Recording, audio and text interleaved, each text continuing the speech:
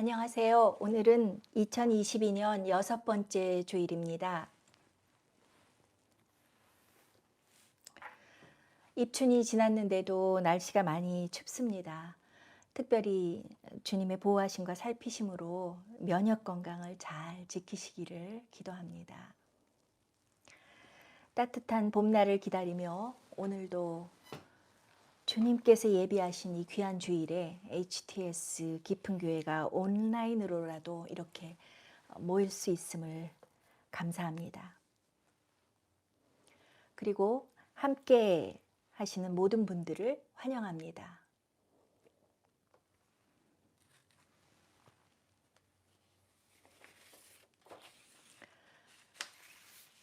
주님께 찬양합시다. 찬양은 주 하나님 지으신 모든 세계.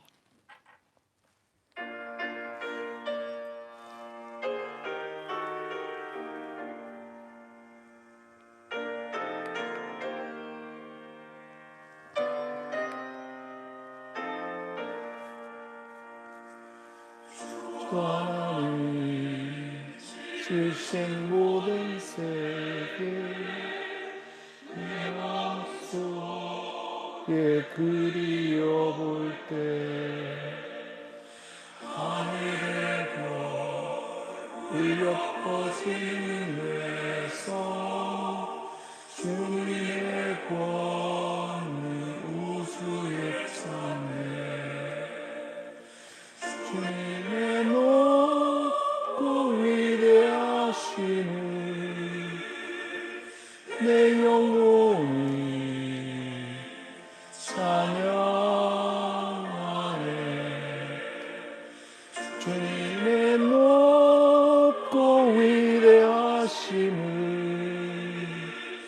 내 영혼이 찬양하네 속이나 험한 산 골짜기에서 지저귀는 저 새소리들과 고요하게 흐르는 시냇물은 주님의 솜씨 노래하도다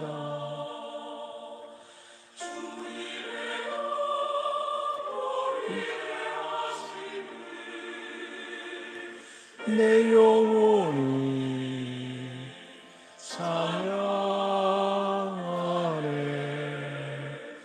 주님의 높고 위대하심을 내 영혼이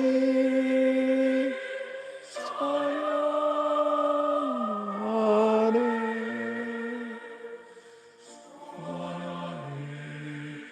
독생자 아낌없이 우리를 위해 보내주셨네 십자가에 피 흘려 죽으신 주 내 모든 죄를 구속하셨네 주님의 높고 위대하심을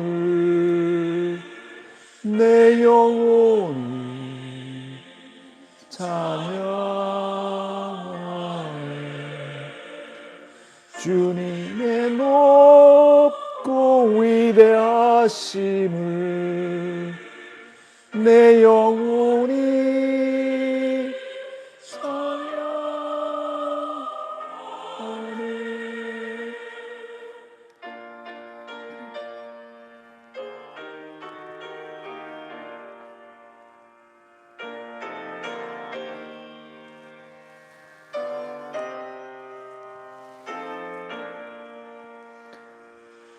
내 주 예수 세상에 다시 올 때 저 천국으로 날 인도하리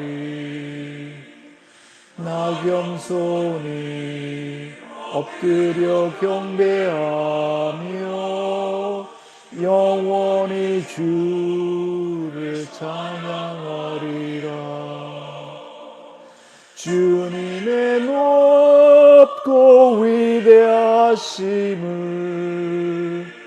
내 영혼이 찬양하네. 주님의 높고 위대하심을 내 영혼이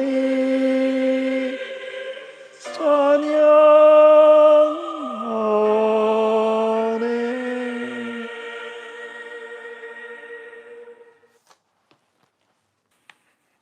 주님께 기도합시다.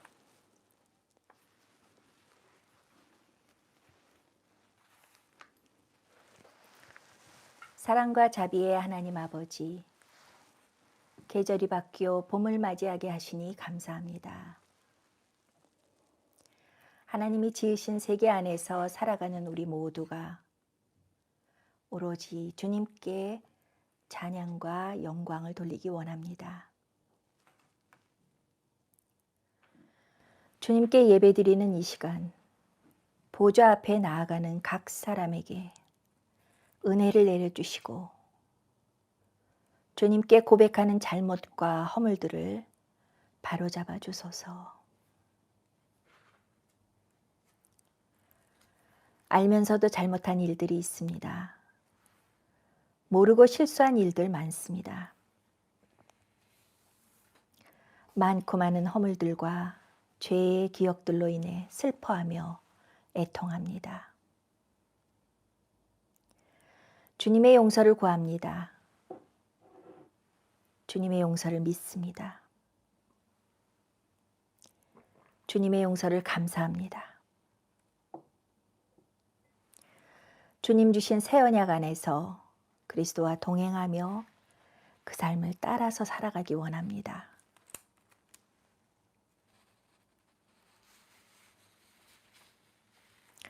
신실하신 주님, 우리와 맺으신 언약을 항상 지키시니 감사합니다. 우리를 깨우치시고 시험당에 넘어질 때 다시 일어날 용기를 주소서. 구하고 찾고 두드리는 자에게 성령을 충만히 부어주소서.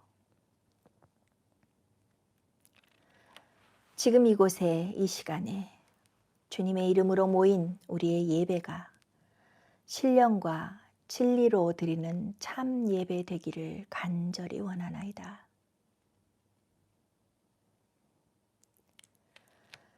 주님 앞에 머리 숙여 기도하는 각 사람의 간구를 들어주소서. 말씀 안에서 깨닫는 지혜를 주시고 말씀대로 살아갈 능력을 허락하소서. 성령을 구하는 자에게 성령을 충만히 부어주소서. 각 가정에서 올리는 기도 제목들도 있습니다.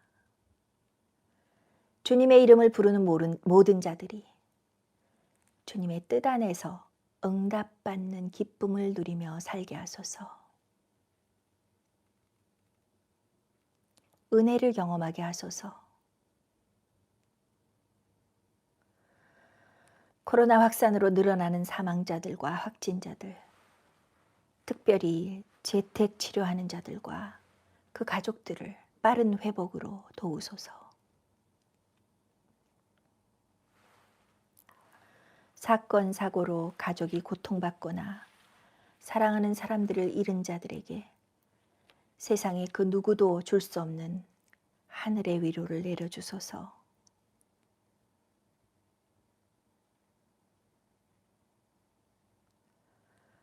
이 땅의 모든 교회들을 기억하사 성령으로 충만케 하시고 부르심을 따라 사역하는 데 필요한 것들을 채워주소서.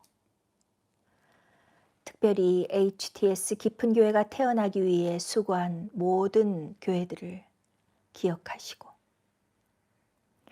주님의 권능이 그들과 함께 하사 그들이 손을 얹어 나사렛 예수의 이름으로 기도할 때 치유의 역사가 일어나게 하시고 귀신이 떠나가게 하소서. 죽음의 권세를 깨뜨리시고 부활하신 주님의 영이 지금 이 시간 그들과 또한 우리와 함께 하소서.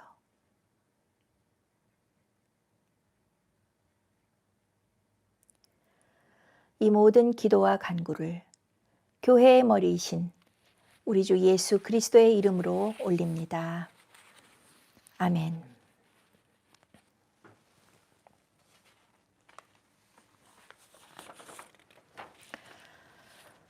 기도한 내용에 동참하는 마음으로 잠시 각자의 기도를 하며 묵상합니다.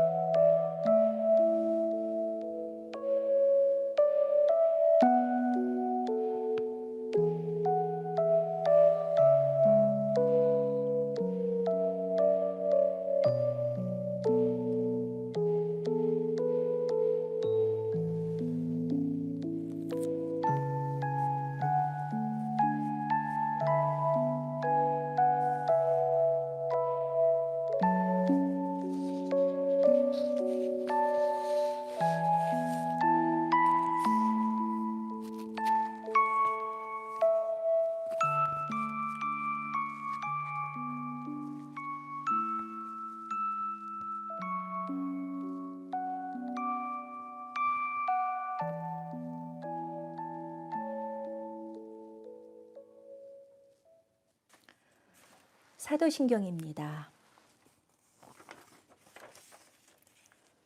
전능하사 천지를 만드신 하나님 아버지를 내가 믿사오며 그 외아들 우리 주 예수 그리스도를 믿사오니 이는 성령으로 잉태하사 동정녀 마리아에게 나시고 본디오 빌라도에게 고난을 받으사 십자가에 못 박혀 죽으시고 장사한 지 사흘 만에 죽은 자 가운데서 다시 살아나시며 하늘에 오르사 전능하신 하나님 우편에 앉아 계시다가 저리로서 산 자와 죽은 자를 심판하러 오시리라.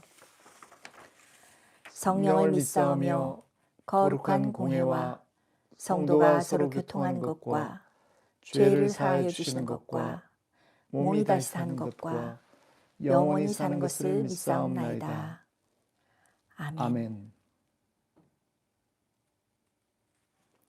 오늘의 말씀입니다. 오늘의 말씀은 요한복음 2장 7절부터 9절의 말씀입니다. 예수님께서 하인들에게 항아리에 물을 채워라 하고 말씀하셨습니다. 하인들은 항아리에 물을 가득 채웠습니다. 그러자 예수님께서는 그들에게 자, 이제 그 물을 퍼다가 잔치를 주관하는 사람에게 갖다 주어라 하고 말씀하셨습니다. 하인들은 물을 떠서 잔치를 주관하는 사람에게 갖다 주었습니다. 하인이 떠다 준 물을 잔치를 주관한 사람이 맛보았을 때 그 물은 포도주가 되어 있었습니다. 그는 그 포도주가 어디서 난 것인지 알지 못하였지만 물을 가져온 하인들은 알고 있었습니다. 주님의 복음입니다. 아멘. 알지 못하는 자와 아는 자, 그리고 믿는 자라는 제목으로 요한복음의 말씀을 전하겠습니다. 오늘 말씀을 개역 성경으로 한 번 더 읽겠습니다. 예수께서 그들에게 이르시되 항아리에 물을 채우라 하신즉 아귀까지 채우니 이제는 떠서 연회장에게 갖다 주라 하심에 갖다 주었더니 연회장은 물로 된 포도주를 맛보고도 어디서 났는지 알지 못하되 물 떠온 하인들은 알더라. 오늘 이 본문의 배경은 요한복음 2장에서 예수님이 베푸신 이적입니다. 갈릴리 지방 가나는 나사렛 북쪽으로 약 10여 킬로미터밖에 떨어지지 않은 아주 가까운 지역에 있는 마을로 작은 마을이었습니다. 예수님은 이곳에서 열린 혼인 잔치에 제자들과 함께 초청을 받으셨습니다. 아마도 거의 온 동네와 이웃 동네 사람들까지 모두 모이는 마을에서 가장 큰 행사 중에 하나가 아니었을까 싶습니다. 요한복음은 이렇게 예수님의 7가지 이적들을 기록하고 있는데, 특별히 이적이나 기적이라고 쓰기보다 표적이라는 말을 사용하고 있습니다. 헬라어로 이적을 뜻하는 말은 두나미스로서 아주 하나님의 큰 권능을 드러내는 그런 말이고요. 표적이라는 뜻의 세메이오는 사인이나 어떤 무엇을 나타낸다는 뜻이 들어 있습니다. 요한이 이렇게 다른 단어를 써서 예수님의 놀라운 기적, 이적을 설명한 이유가 있겠죠. 예수님의 행적들이, 예수님의 기적들이 그 놀라운 권능을 보여주는 것에만 초점을 두고자 함이 아니고, 그러한 놀라운 이적들이 예수님이 하나님의 아들이심을 드러내는 그런 상징적인 표현을 한 것입니다. 그 이적들을 보면, 예수님이 행하신 표적들을 보면 예수님이 하나님의 아들이심을 볼 수 있는 사인이라는 거죠. 복음서에서 예수님은 병자를 고치셨고 5,000명을 먹이셨고 무리를 걸으셨고 많은 이적들을 행하셨습니다. 이런 이야기들을 읽다 보면 우리의 믿음이 강건해지고 힘을 받는 건 너무 당연한 일입니다. 그러나 이런 기적들이, 이런 이적들이 우리에게 주님의 진정한 모습을 드러내시기 위한 것임을 잊지 말아야 되겠습니다.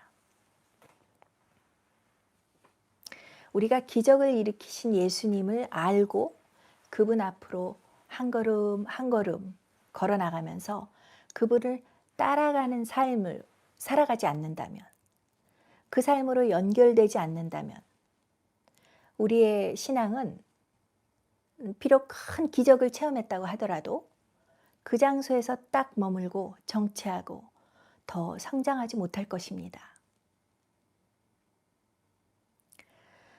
우리 삶의 기적 중의 기적은 예수님이 하나님의 아들이시며 하나님 되심을 깨닫는 것입니다. 오늘은 특별히 이렇게 갈릴리 가나 혼인잔치에서 있었던 일을 살펴보면서 우리가 만일 그 시간에 그 장소에 있었다면 어디에 서 있을까? 누구와 함께 있을까? 어느 지점에 있을까? 한번 생각해 보면 좋겠습니다. 예수님과 얼마나 가까웠을까? 한번 상상해 볼까 합니다. 요한복음 2장 1절부터 11절까지 제가 개역성경으로 읽겠습니다. 사흘째 되던 날 갈릴리 가나에 혼례가 있어 예수의 어머니도 거기 계시고 예수와 그 제자들도 혼례의 청함을 받았더니 포도주가 떨어진지라. 예수의 어머니가 예수에게 이르되 저들에게 포도주가 없다 하니 예수께서 이르시되 여자여 나와 무슨 상관이 있나이까 내 때가 아직 이르지 아니하였나이다. 그의 어머니가 하인들에게 이르되 너희에게 무슨 말씀을 하시든지 그대로 하라 하니라. 거기에 유대인의 정결 예식을 따라 두세 통 드는 돌 항아리 6이 놓였는지라. 예수께서 그들에게 이르시되 항아리에 물을 채우라 하신즉 아귀까지 채우니 이제는 떠서 연회장에게 갖다 주라 하심에 갖다 주었더니 연회장은 물로 된 포도주를 맛보고도 어디서 났는지 알지 못하되 물 떠온 하인들은 알더라. 연회장이 신랑을 불러 말하되 사람마다 먼저 좋은 포도주를 내고 취한 후에 낮은 것을 내거늘 그대는 지금까지 좋은 포도주를 두었도다 하니라. 예수께서 이 첫 표적을 갈릴리 가나에서 행하여 그의 영광을 나타내심에 제자들이 그를 믿으니라. 요즘은 혼인잔치에 포도주가 떨어졌다는 일이 있을 수가 없는 일이죠. 그다지 현실감 있게 다가오지 않는 내용일 수도 있습니다. 뭐 웬만한 건 금방 배송을 받을 수 있으니까 설령 결혼식장에서 이런 포도주가 떨어지는 사태가 발생해도 해결할 수가 있죠. 저희 딸이 결혼했을 때가 생각납니다.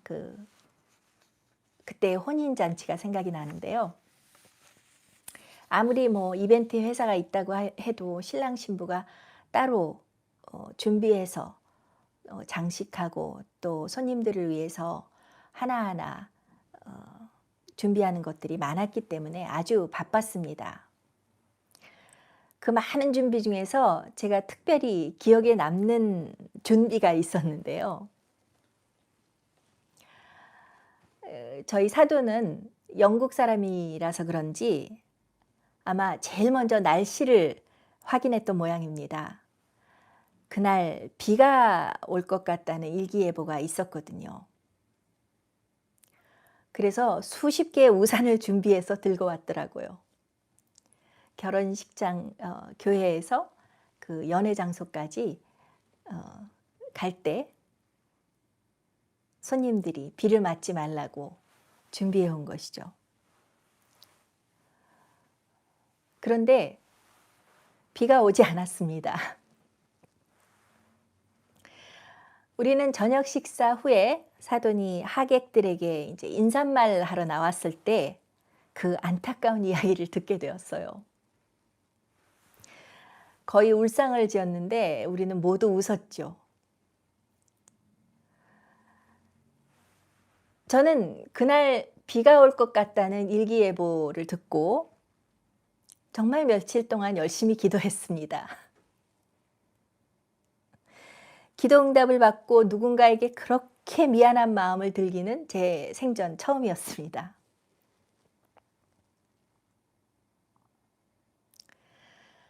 저에게는 그날 비가 오지 않은 것이 은혜요. 또 어떤 면에서는 주님이 행하신 기적처럼 느껴졌지만 우산 수십 개를 준비해 온 사돈에게는 그렇지 못했던 것 같아요.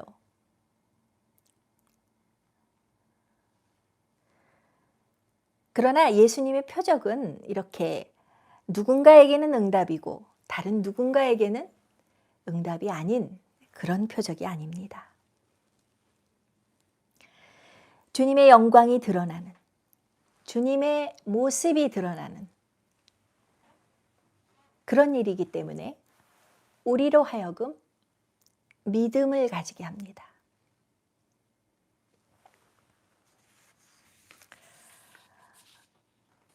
저는 이 딸아이 결혼식 피로연 중에 문득 가나 혼인잔치가 떠올랐습니다. 아마 기독교인들이면 결혼식 때마다 이 가나 혼인잔치를 생각할 것 같아요. 지금 포도주가 다 떨어지면 어떻게 하지? 주문하면 금방 도착하겠지.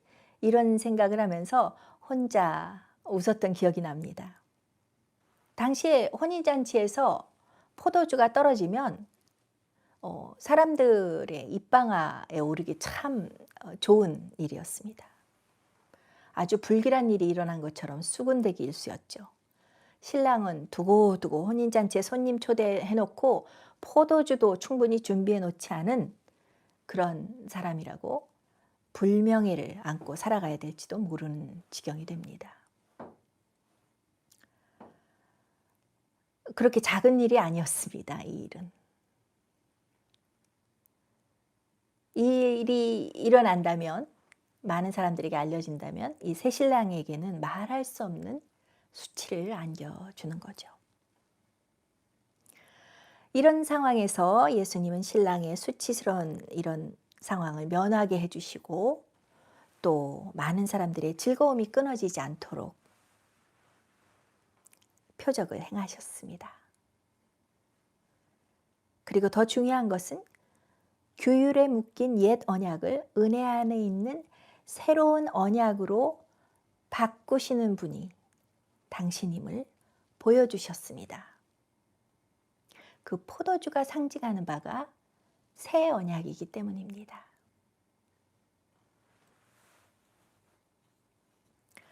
그런데 이 자리에 모였던 그 많은 사람들이 모두 그 표적을 본 것은 아니었습니다.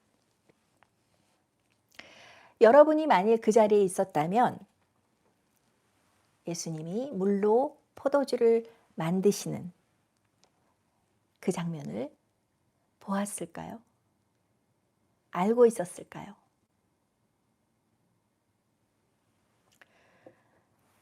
제가 2017년도인가요? 종교개혁 500주년을 맞아서 마틴 루터가 95개조 반박문을 붙였다고 알려지는 곳 비텐베르그에 갔었습니다.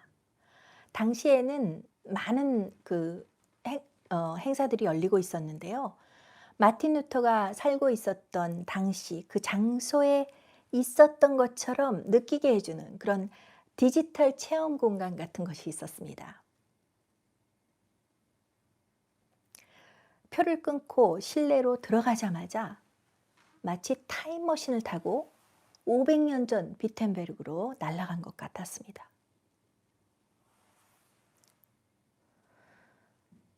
여기저기 군중들이 모여서 웅성대는 소리, 마틴 루터가 연설하는 소리, 그것을 듣고 있는 사람들, 성당, 시장, 사람들이 살고 있는 집안 내부 하나하나까지 들여다볼 수 있는 아주 정교하게 500년 전을 재현해 놓은 그런 체험 공간이었습니다. 마을 전체를 훤히 들여다보면서 내가 만일 이 시간에 이곳에 살고 있었다면 이 수많은 사람들 가운데 누구와 함께 있었을까? 어디에 있었을까?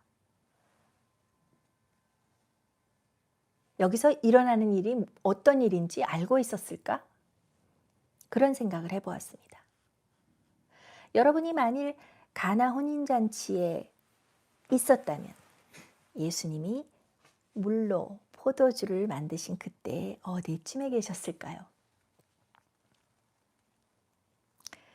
그래서 오늘 설교의 제목을 알지 못하는 자와 아는 자 그리고 믿는 자 이렇게 붙여보았습니다. 예수님이 물로 포도주를 만드시던 그때 무슨 일이 일어났는지 알지 못했던 사람, 알았던 사람, 그리고 알 뿐만 아니라 믿었던 사람들이 있었습니다. 알지 못했던 자, 알지 못하는 자. 잔치를 주관하던 연회장 이야기를 하려고 하는데요. 첫째, 알지 못하는 자. 연회장은 그 잔치를 주관하는 사람이었습니다. 연회장은 물로 된 포도주를 맛보고도 어디서 났는지 알지 못하되 물 떠온 하인들은 알더라. 연회장은 알지 못하되 물 떠온 하인들은 알더라. 연회장은 포도주를 맛보고도 어디서 났는지 알지 못했습니다. 그는 잔치를 주관하는 사람이었는데 그래서 포도주의 맛을 아주 잘 아는 사람처럼 보입니다. 그런데 포도주의 맛은 아는데 이 포도주가 어디서 났는지, 예수님의 표적으로 만들어진 포도주인지 알지 못했다는 것이 좀 안타깝게 들리죠. 구약 시대로부터 이 포도주는 메시아가 오시면 메시아와 함께 우리에게 도래할 풍요로운 새 시대, 새로운 삶, 그런 것을 의미했습니다. 이스라엘 사람들에게 포도주에 대한 그런 선지자들의 예언도 있었고, 구약 성경을 보시면 유독 포도주에 대한 그런 언급이 있습니다. 연회장은 이러한 새로운 인생의 맛은 잘 알고 있었습니다. 어떤 포도주가 정말 최상급 포도주인지 알고 있었습니다.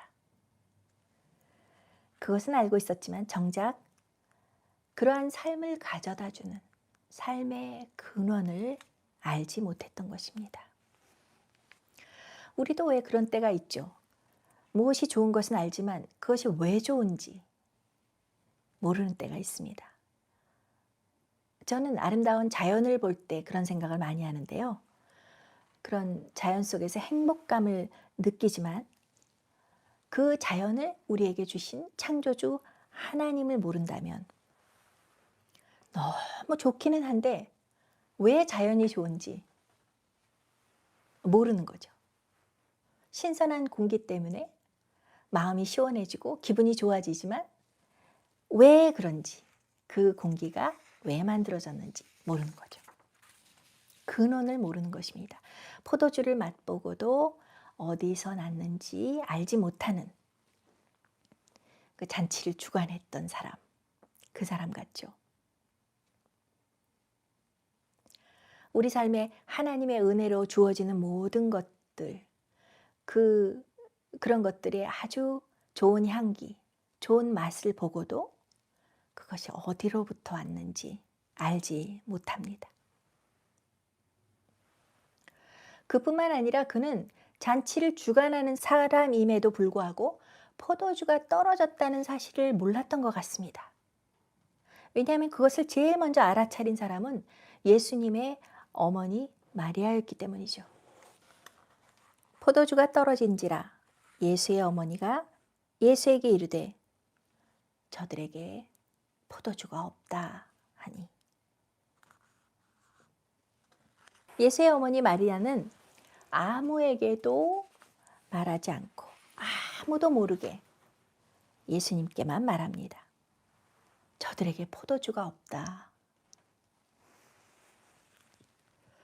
많은 성서학자들이 이러한 마리아의 한마디를 중보기도의 모델이라고 이야기합니다.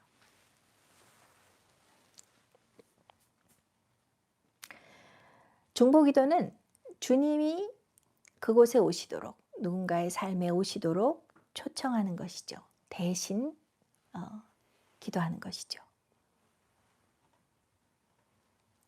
아까도 말씀드렸지만 포도주는 메시아와 함께 우리 삶에 주어지는 은혜의 언약입니다. 새 언약입니다. 하나님의 무조건적인 사랑이 우리의 삶과 함께 하신다는 그 약속입니다. 예수님이 십자가를 통해서 그 약속을 이루시기 위해서 오셨습니다. 그래서 이러한 새로운 언약은 예수님 말고는 다른 사람이 줄 수 없습니다. 설령 잔치를 주관하는 사람이 포도주가 떨어진 이 사실을, 이 응급 상황을 알고 있었다고 하더라도 그가 할 수 있는 일은 없었을 것입니다.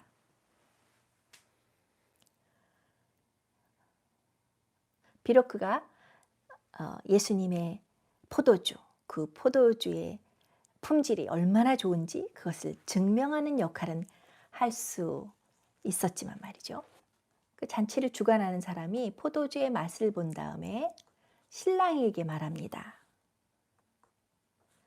사람마다 먼저 좋은 포도주를 내고 취한 후에 낮은 것을 내거늘 그대는 지금까지 좋은 포도주를 두었도다 하니라.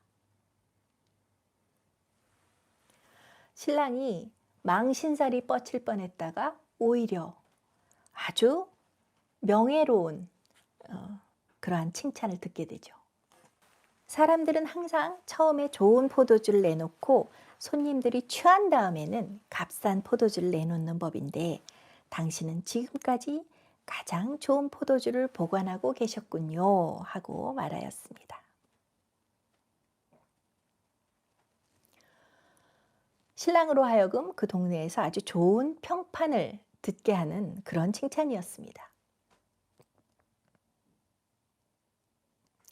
이 신랑은 예수님의 새 언약의 첫 번째 수혜자였던 것 같아요.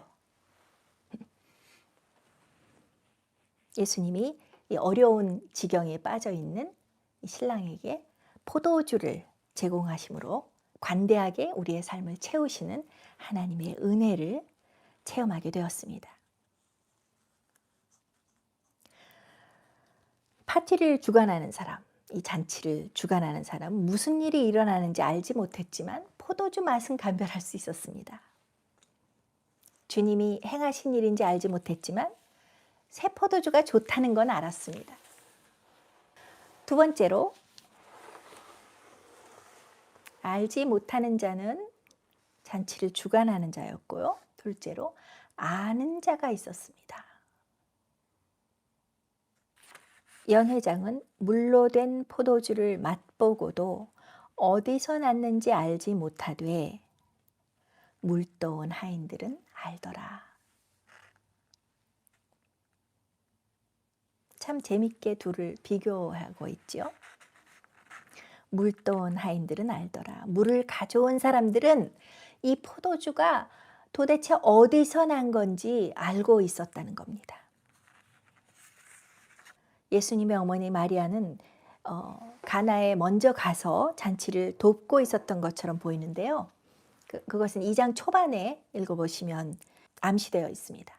사흘째 되던 날에 갈릴리 가나에 혼례가 있어 예수의 어머니도 거기 계시고 예수와 그 제자들도 혼례의 청함을 받았더니 마치 마리아가 그곳에 미리 가서 있다가 포도주가 떨어졌다는 사실을 알았고 그래서 예수님이 오셨을 때 저들에게 포도주가 없다고 말한 것처럼 들립니다. 그런데 마리아의 요청이죠. 포도주가 없으니 뭐라도 해야 되지 않겠나, 이런 요청은 예수님으로부터 거절에 가까운 그런 말씀을 듣게 됩니다. 예수께서 이르시되 여자여 나와 무슨 상관이 있나이까 내 때가 아직 이르지 아니하였나이다. 이것은 뭐 여러 가지 해석이 있습니다. 그러나 뭐 거절은 확실한 거죠. 예수님의 때라는 것은 하나님의 때이고 요한복음에서 예수님의 때라고 할 때는 항상 십자가와 부활을 통해서 나타나는 그 하나님의 때를 말하죠. 하나님의 때는 인간이 결정할 수 없습니다. 그래서 이렇게 거절에 가까운 그런 대답을 하신 건 당연하게 보입니다. 그러나 비록 마리아가 예수님의 때를 결정할 수는 없었지만, 하나님의 때를 결정할 수는 없었지만 예수님이 곤란에 빠져 있는 이 사람들을 위해서 무언가 하실 거라는 그러한 믿음이 있었던 것 같습니다. 곧바로 하인들에게 이렇게 말합니다. 그의 어머니가, 예수님의 어머니죠. 그의 어머니가 하인들에게 이르되 너희에게 무슨 말씀을 하시든지 그대로 하라 하니라. 그러니까 같은 구절을 놓고 마리아가 마치 예수님의 거절을 완전히 무시하고 하인들에게 이렇게 이야기한 것처럼 들리기도 하지만 믿음을 가지고 중보하는 자의 그러한 태도로 본다면 우리가 기도하면서 전혀 이루어질 것 같지 않고 전혀 어떤 때는 말도 되지 않는 것 같은 일을 가지고 기도할 때 이렇게 믿음으로 기다리는 그런 자세를 배울 수도 있을 것 같습니다. 왜냐하면 마리아의 이 이야기를 듣고 하인들은 예수님의 말씀에 그대로 순종했거든요.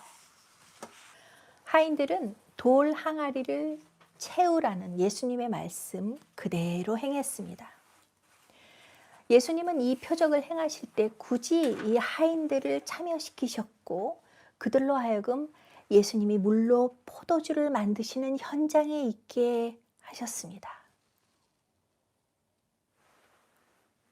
저는 물론 궁극적으로 믿음을 가지게 된 그 제자들과 함께 하고 싶지만 이 하인들이 항아리에 물을 채우는 이 현장에 있고 싶습니다.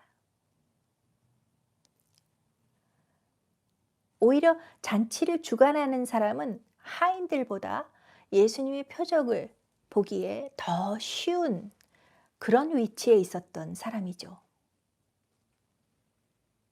하인들은 예수님이 그 집에 찾아가시고 예수님이 그곳을 방문하지 않으셨다면 아마 평생 이런 기회를 얻지 못했을 수도 있는 사람들이었습니다.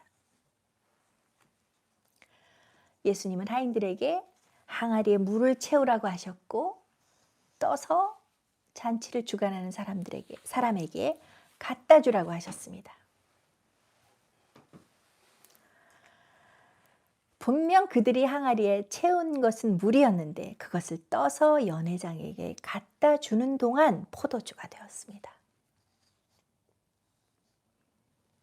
하인들은 예수님이 누군지 알지 못했지만 예수님의 방문으로 그들의 삶에 너무나도 크고 놀라운 일을 체험한 것입니다. 하인들이 이 돌 항아리를 채우는 일은 정말 쉬운 일이 아니었던 것 같아요. 그 돌 항아리 6개가 그 집에 있었다는 것은 식사 전후에 아니면 외출했다가 들어온 사람들이 항상 손을 씻는 그런 유대인의 관습, 정결례라고 하는 그런 관습을 지키기 위해서 거기에 있던 돌 항아리였어요. 그 돌 항아리 6항아리 모두에 물을 채우라고 하시는데 그 물을 채우는 들통 하나가 한 30-40리터 된다고 하니까 두세 통 채우라고 할 때는 그 돌 항아리가 한 100리터는 넘는다는 거죠. 우리가 흔히 마시는 생수병 좀 큰 것이 2리터잖아요. 그러면 그 2리터짜리 생수병 한 50개 정도를 채워야 100리터 한 돌 항아리를 채운다는 거죠. 제가 이것을 계산하고 정말 깜짝 놀랐습니다. 그런 것을 6개의 돌 항아리를 채우는데 뭐 하인들이 몇 명이었는지는 모르지만요. 어쨌든 쉬운 일은 아니었고 그리고 이걸 왜 채우라고 하지? 사람들 이미 다 들어왔고 이제 손 씻을 사람도 없는데 이걸 왜 채우라고 하지? 이렇게 생각했을 수도 있을 텐데 하인들은 순종했습니다. 그들은 순종함으로써 물이 포도주가 되는 놀라운 변화를 보게 되었습니다. 순종했기 때문에. 때로는 우리가 새 언약을 가져다 주시는 예수님의 말씀을 순종할 때 바보같이 느껴질 때도 있고 답답할 때도 있습니다. 그러나 순종에는 항상 상이 있습니다. 하인들은 그들의 힘든 노고에 아주 큰 상을 받은 셈입니다. 그들이 항아리에 채운 물은 옛 언약, 옛날 유대 관습을 지킴으로 해서 하나님의 뜻을 지킨다. 하나님의 뜻을 향해서 살아간다. 그렇게 생각했던 사람들의 그 옛 언약을 위해서 채워진 물이었죠. 그 돌 항아리에 있던 물은. 그러나 그 하인들의 노고의 끝에는 그것이 새 언약을 주시는 예수님을 만나는 그 만남으로 이어졌습니다. 마지막으로 어떤 사람인가요? 믿은 자입니다. 알지 못했던 자, 아는 자, 믿은 자. 믿은 자입니다. 예수님이 제자들과 함께 처음으로 가신 곳이 갈릴리 가나 혼인잔치였다고 요한은 말하고 있는 거죠. 지난주까지 1장에 우리 5 제자를 부르신 예수님을 만났죠. 그 제자들을 데리시고 가나에 가셨습니다. 혼인잔치에 초청받아 가셨는데요. 당시의 혼인 예식은 한 주간 동안 진행되었다고 합니다. 예수님을 막 따르기 시작한 제자들이 좀 더 가까이서 예수님을 알고 배우고 하나가 되는 그런 시간이었죠. 이곳에서 예수님과 함께 머무르며 예수님의 표적을 보고 제자들은 주님의 영광을 보았고 예수님을 믿게 되었습니다. 우리 모두에게도 이런 시간은 필요합니다. 예수께서 이 처음 표적을 갈릴리 가나에서 행하여 그 영광을 나타내심에 제자들이 그를 믿으니라.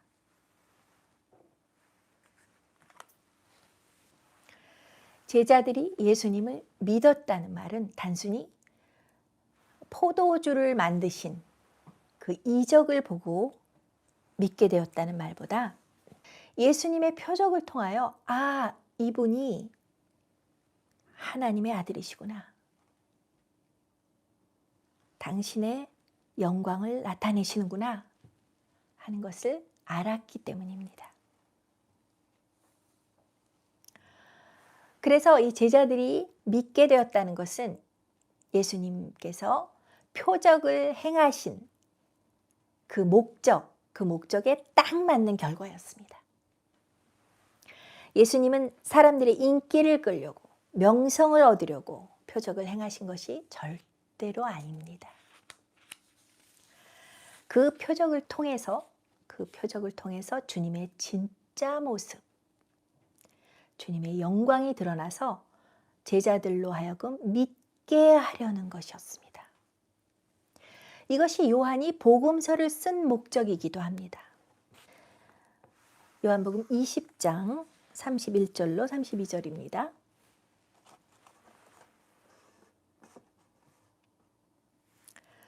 예수께서 제자들 앞에서 이 책에 기록되지 아니한 다른 표적도 많이 행하셨으나 오직 이것을 기록함은 너희로 예수께서 하나님의 아들 그리스도이심을 믿게 하려 함이요. 또 너희로 믿고 그 이름을 힘입어 생명을 얻게 하려 함이니라.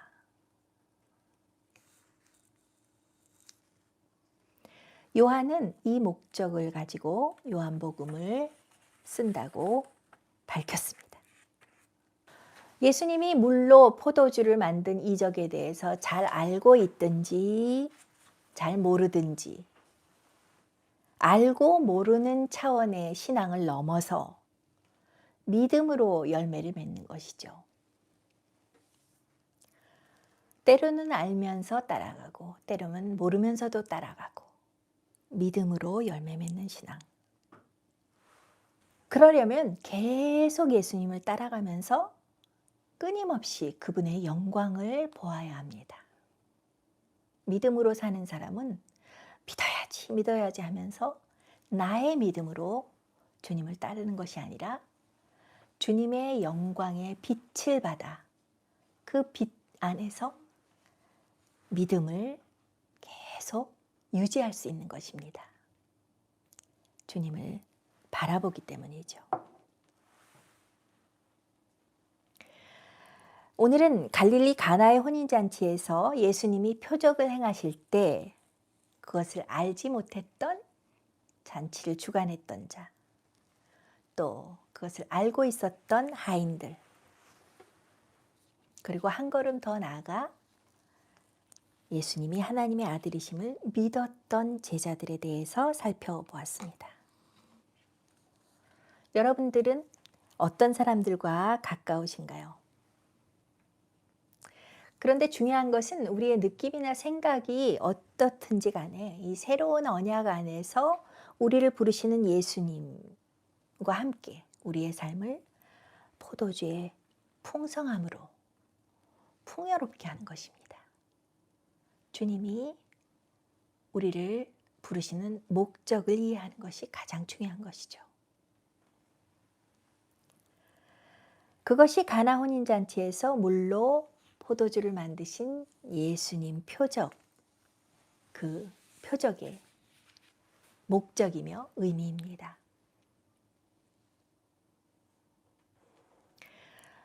요한은 계시록에 가서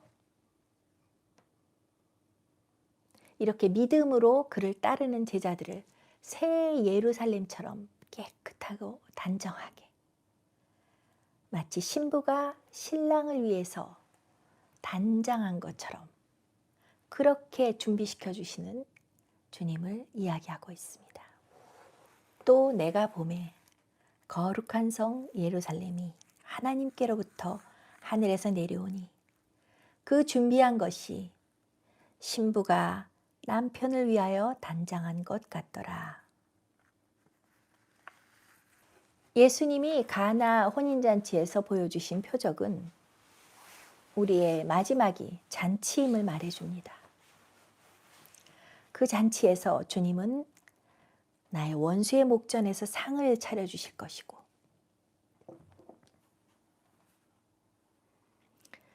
나의 풍성한 삶의 마지막을 장식해 주십니다.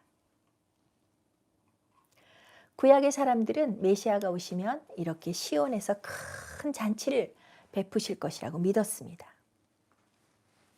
우리는 그 잔치에서 새 예루살렘의 모습으로 마치 신부가 남편을 위해서 단장한 것처럼 나타날 것입니다. 예수님을 믿음으로 따라 산 변화된 삶을 말하고 있는 것이죠. 새 예루살렘. 요한복음에서 이 혼인잔치의 표적을 제일 먼저 기록한 이유에 대해서도 신학자들은 주목합니다. 예수님을 만난 우리의 삶이 혼인잔치와 같은 그런 기쁨으로 이어지고 또 우리의 마지막도 그러할 것을 잊지 말고 살아라, 그런 뜻이죠. 오늘 오후에는 이렇게 요한복음 2장의 갈릴리 가나 혼인잔치 그 자리에 좀 머무르는 시간을 가지시면 좋겠습니다. 물을 포도주로 바꾸시는 예수님의 표적을 깊이 묵상해보고 포도주가 의미하는 새로운 은혜의 약속으로 우리를 이끄시며 인도하시는 주님을 따라 사시기를 축복합니다. 기도하시겠습니다.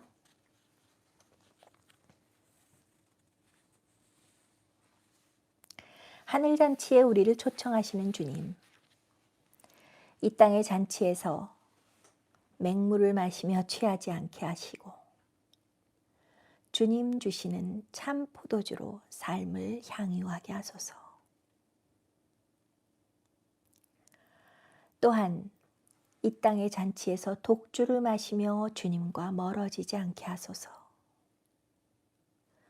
주님 주신 아름답고 좋은 것들을 누리면서도 주님을 알지 못하는 자들을 위해서 기도합니다.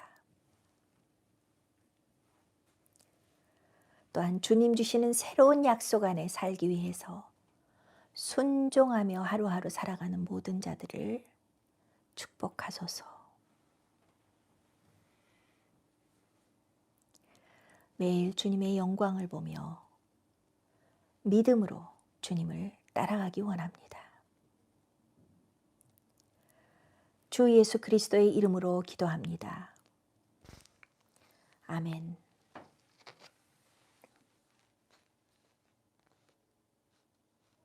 사역이 이어지겠습니다. 선포된 말씀을 묵상하며 기도드립니다. 이 시간 겸손한 마음으로 성령님을 초대합니다. 성령님 오시옵소서. Come, Holy Spirit.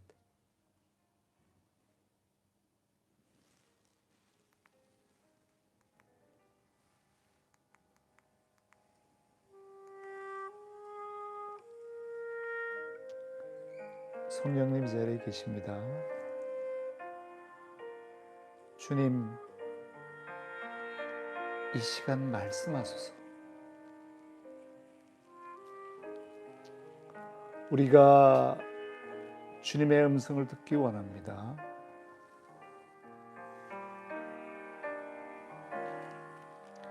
예수님께서 하인들에게 항아리에 물을 채우라 하고 말씀하셨습니다.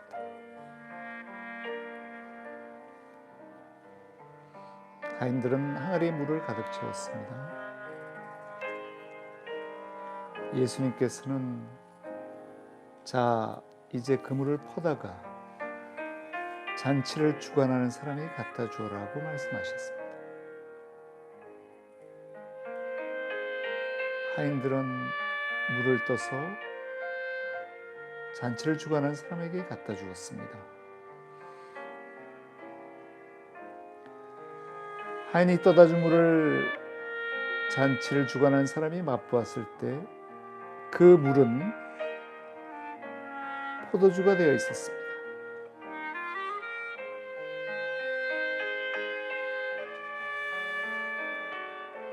주님, 이 시간 함께 드리는 예배에 우리와 같이 계심을 찬양합니다. 주님, 오늘 이 예배가 예수님을 만나고 예수님 주시는 최고의 포도주를 맛보는 시간임을 찬양합니다. 예배를 통해 우리를 만나주시는 주님을 기뻐합니다. 우리에게 사인을 주시는 주님을 기뻐하며 그 사인을 통해 주님을 알게 하심을 기뻐합니다. 우리의 모든 필요를 풍성하게 채워주시는 주님을 기뻐합니다. 주님 베풀어 주시는 넘치는 사랑을 감사합니다.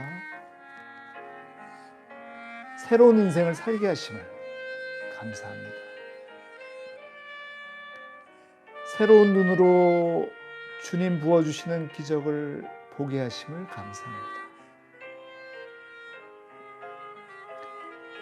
이전에 맛보지 못했던 가장 좋은 포도주를 새롭게 맛보게 하심을 감사합니다. 모든 진리와 선함과 아름다움의 근원 되신 주님을 사랑합니다. 주님께 더 가까이 있기 원합니다. 주님을 더 잘 알기를 소원합니다. 주님을 더욱 사랑하기를 기도드립니다. 주님 필요한 곳에 주님을 모시고 주님을 초청하기 원합니다. 주님 도움을 필요로 하는 이웃을 발견하게 하소서.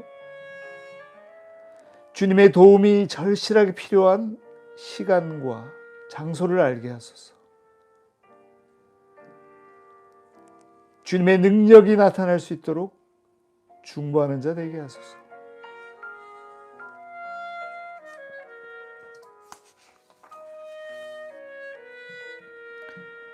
주님을 믿고 사랑하게 하소서.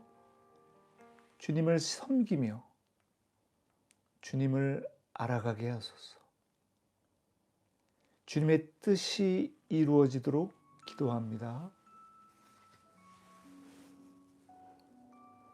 주님 허락하신 기회가 왔을 때 깨달아 하는 분별력과 지혜를 주시옵소서. 용기 있고 담대하게 구하고 찾으며 두드리게 하소서. 주님, 이 시간 우리에게 담대한 믿음과 신실한 순종을 주옵소서. 주님, 이 시간 우리의 간절한 소원과 구할 바를 내어놓습니다. 우리의 기도를 들어주소서. 우리가 가진 모든 것을 내어놓습니다.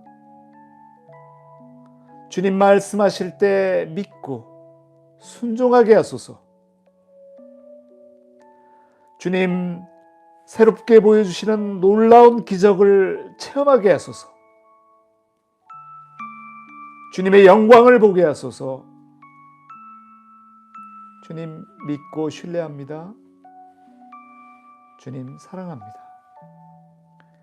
주님과 연합하고 하나 되게 하소서. 구원자와 주님이신 예수님, 우리의 과거, 현재, 미래를 주님 손에 의탁합니다. 놀라운 주님의 은혜를 감사합니다. 매일 매 순간 주님의 기적을 체험하게 하소서. 주님 베풀어 주시는 하늘나라의 축제와 잔치에 참여하게 하소서. 예배로 인도하고 초대하는 책임과 사명을 잘 감당하게 하옵소서. 주님, 성령 충만을 구합니다. 성령님의 도움으로 매일 매 순간 기도하고 간구할 수 있는 은혜를 주옵소서. 성령님 주시는 선물을 구합니다. HTS 깊은 교회를 위해 기도합니다. 이 교회를 통해 우리와 함께 하시는 주 예수 그리스도가 선포되고 전해지게 하소서. 예배에 참석하신 한 사람 한 사람의 삶을 축복합니다. 주님의 복음을 전하고 주님을 따라가며 주님의 사명을 이루는 예수님의 참 친구, 예수님의 마음을 아는 대변인, 예수님의 과업을 이루는 사역자 되게 하소서. 성령님의 기름 부음으로 우리를 높이시고 하나님의 손으로 우리를 지키시고 돌보시며 다시 오실 예수님의 은혜를 감사합니다.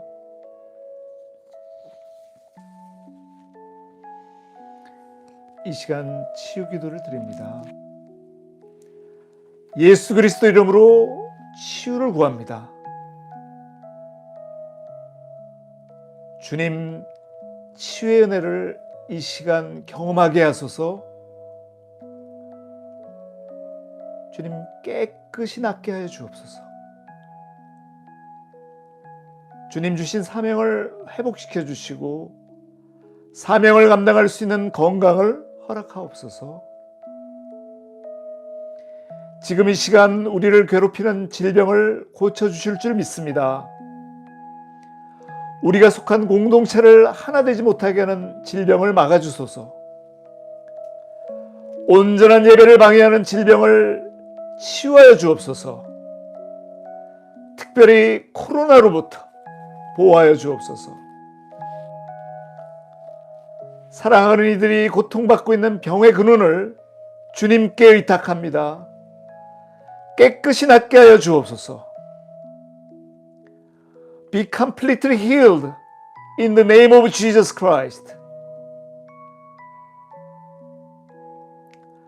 예수님을 구원자와 주님으로 새롭게 고백하고자 하는 이들이 있습니까?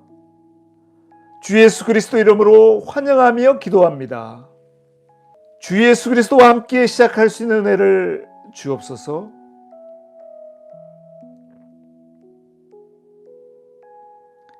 십자가를 통해 용서하시는 구원자,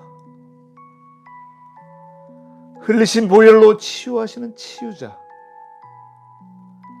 새 생명으로 부활하시고 하늘 보좌에서 우리를 위해 중보하시는 중보자, 이 시간 성령으로 우리를 온전하고 거룩하게 하시는 인도자, 우리와 함께 하시는 최고의 친구 주 예수 그리스도 이름으로 기도드립니다. 아멘. 아멘.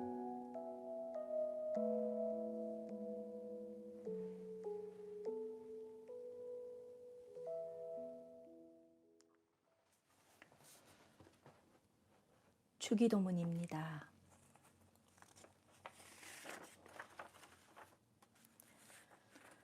하늘에 계신 우리 아버지여, 이름이 거룩히 여김을 받으시오며 나라가 임하옵시며 뜻이 하늘에서 이루어진 것 같이 땅에서도 이루어지이다.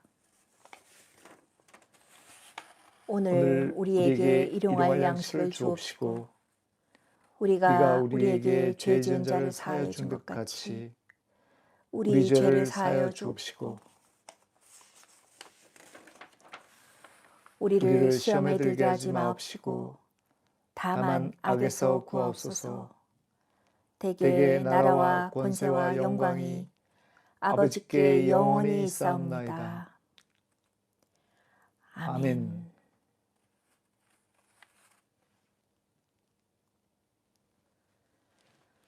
지금은 우리 구주 예수 그리스도의 한량없는 은혜와 하나님 아버지의 영원하신 사랑과 성령님의 감동, 감화하시고 교통하시며 충만케 하심이 물을 포도주로 바꾸시는 예수님을 믿음으로 따르며 새로운 삶을 계속 살아나가기 원하는 HTS 깊은 교회 모든 성도들 각 사람 머리 위에 지금부터 영원까지 함께 하시기를 간절히 축원하나이다.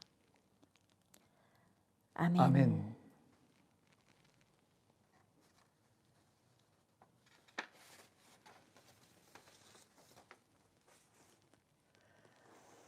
물을 포도주로 바꾸시는 예수님의 새 언약을 기억하고 은혜 안에 삽시다. 할렐루야.